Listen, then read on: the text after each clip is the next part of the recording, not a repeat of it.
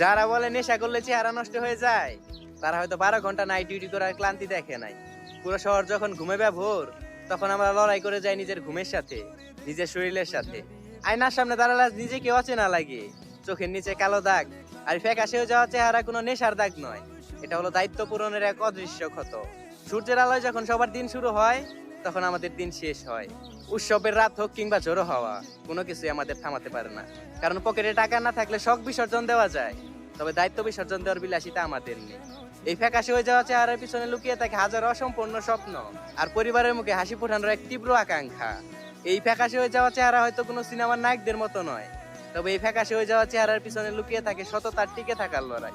তবুও মাস শেষে যখন মোটা অঙ্কের স্যালারি বাসায় পাঠাই, ও পাশে মা কিংবা প্রিয় মানুষদের মুখে তৃপ্তির হাসি দেখে আয়নার সামনে দাঁড়িয়ে এই ফ্যাকাশে চেহারা নিয়ে ভাবি, এইটুকু বিসর্জন আমার জন্য সার্থকতা। ভালো কান্না কান্না চোখ